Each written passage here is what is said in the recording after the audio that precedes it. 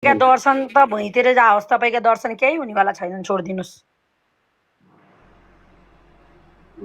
जे होस् तपाईँ पनि जो चलेको जीवी राई तैँले लुकाएर राखे होला चाहिँ फटा। जीवी राई सिबी राई नभने त्यो धेरै अवसरबाजीले तपाईँ अवसर छोप्न अहिले घन्टी भएँ भन्नुहुन्छ। घन्टीवालाले फलानी हाम्रो पार्टीमा आएकी छिन् भनेर आजसम्म भनेको छैन, तपाईँको हिसाबै राखेको छैन। म पार्टीमै गएन, सदस्यतै लिया छैन भनिसकेको छु मैले। उनीहरूले भन्छन् त भने क्या, म गएकै छैन त किन भन्नु पर्यो भने। राम्रो कामको लागि घन्टी होस् एमाले होस् सुवाङ नेमाङको कुरा गर्नुहोस् न तपाईँ, हामी उहाँलाई सपोर्ट गर्छौँ, त्यसरी ल्याउनुहोस् न। लाज लाग्दैन? जनताले डङरङ्ग लडाएको कुरा स्वीकार गर्नुहोस् क्या, स्वीकार्न जान्नुहोस्। तपाईँ त्यो पिपला रोग छोड्नु हुन्थेन होला, त्यहाँलाई भगेर भनेर मान्नुहोस् क्या तपाईँ। त्यस्तो सुवाङ नेमाङ यस्तो केटाकेटी अथवा एमाले पनि अपुतारी परेको छैन। केटाकेटी तपाईँको लागि सबै केटाकेटी हुन्छ। तपाईँ चाहिँ उहाँ त्यो टिनको मुनिबाट बसिरहनु भएको छ, अरू उहाँ गइसके प्रधानमन्त्रीको चेयर सम्हाल्नलाई खालि केटाकेटी केटाकेटी। कति मान्ने बनिसके, एउटा जाऊ मेयर जितेर आउन सक्ने होइन। कुरा चाहिँ फेरि यत्रा यत्रा गरिहाल्ने गजबका छ भने बानी त यस्तो छ। काङ्ग्रेसले थापा देखाएको, एमालेले सुवाङ नेमाङहरू देखाएको। अजयजीलाई बोलाउनु न, साथीहरू माथि बोलाउँ। पशुपति शमशेर राणाको पार्टीले ज्ञानबहादुर शाहीहरू देखाएको चाहिँ नयाँ पुस्तालाई अमल पार्नु हो। तर पार्टी चाहिँ सुवाङ नेमाङको बाबु सुभाष नेमाङ, त्यसको पनि बाबु बराबरका रामबार र बादल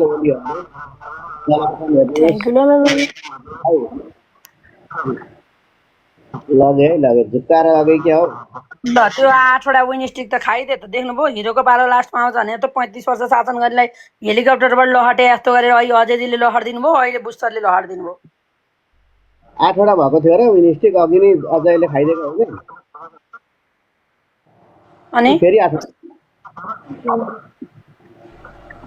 ठिकै छ। कहिले तपाईँको तपाईँ बरु आउनुहोस्, हामी पार्टीमा बोलाउँछौँ तपाईँलाई, आउनुहोस् के। म सदस्यता भनिदिन्छु बरु, म नगए पनि म अजयजीहरूसँग कुरा गर्छु, पार्टीमा कुरा गर्छु, सबैजनासँग आउनु। तपाईँ बरु त्यहाँ बस्नु। यता यो एमाले र फेरि पुरानै पार्टीका गफ छुटेर हिँड्नुभयो भने चाहिँ तपाईँ पनि राम्रो हुनुहुँदैन। पार्टी तपाईँ नै कुन पार्टीको बासमा हुनुहुन्छ, कुन पार्टीमा तपाईँले बोलाउनुहुन्छ, म त्यो घन्टा पार्टीमा जाँदैन। मूल बाटो बस्किने हात्ती मुसाका दुलाको छिर्दैन। त्यो मुसाको दुला बराबर ठान्नको तिनीहरूलाई, तिनीहरूको कुनै भविष्य छैन। अब के का हात्ती नि, के का हात्ती? हात्ती र मुसा कुरा नगर्नु नि। तपाईँहरू जतिसुकै बाघै भनेर आए पनि के गर्नुहुन्छ त? दुलाभित्र छिरिहाल्नु मुसाले जस्तो होइन। उनीहरूले गर्ने ठाउँमा पुगेका छन्, गरून् होइन। तर म राजनीति लागेको गरेको मान्छे 45-46 सालदेखिको राजनीति हेरिरहेको छु। के चाहिँ गर्नुभयो भन्नु नि त एक ठाउँ। कहाँको मेयर बन्नुभयो कि वडा अध्यक्ष बन्नुभयो कि तपाईँ कुन नेता बन्नुभयो कि राजनीति गरेर के का लागि राजनीति गर्नुभयो? यही विवाद गर्नका लागि बनेको हो कि के हो त? होइन, वीरेन्द्र बाँचेका भए हुन्थ्यो होला, जे भए पनि होइन। योग्यता क्षमताअनुसार काम पाइन्थ्यो होला। जब ज्ञानेन्द्र आए उनका एजेन्टहरू गुप्तचरहरू मात्रैलाई खुलाबडा बनाउँछ। सबै काङ्ग्रेसमा पनि गुप्तचरहरूलाई युवा नेता बनाउँछ। तरबारिया भनेका छन् गिरिजाउले गनगन गर्नेहरू। अनि अर्काकै आश गरेर आशको भरमा कुदिएर छ नि त परिचालित भएर। वीरेन्द्र भाइ बन्थे अरे, तपाईँको त रहेनछ दक्षता क्षमता।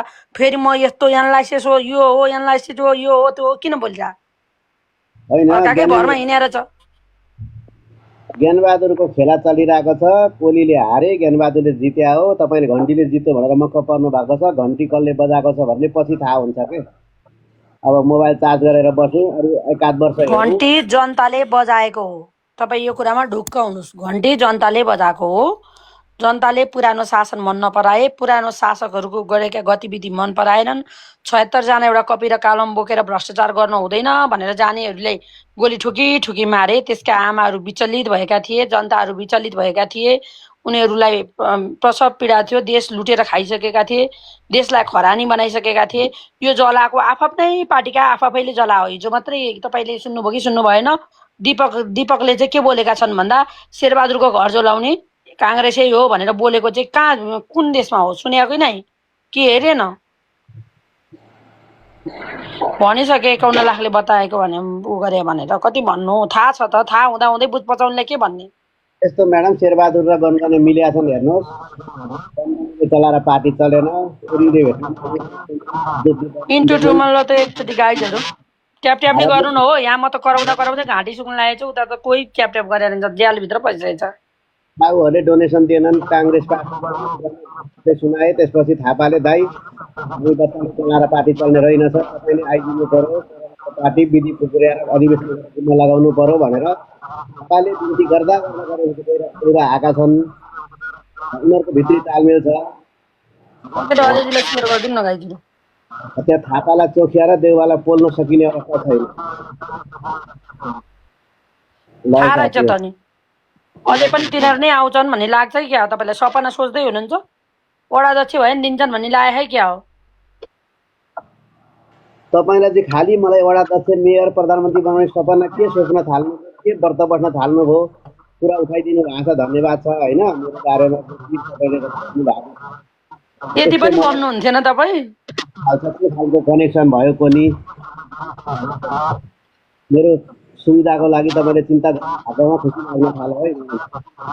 तपाईँले खालि केटाकेटी बने यो गरे चिन्ने नचिनेको यस्तो उस्तो भने भएर यत्रो फर्सी यस्तो मान्छेले लौगा जस्तोले त चिनेन, फर्सी जस्तोलाई चिनेर कमसेकम वडा त बनाउँछन् कि दार्शनिक घिउ म भनेर बोलिरहँदाखेरि भनेको के वडा अध्यक्ष बन्दै हुन्थ्यो भने हामीले शुभकामना दिएको।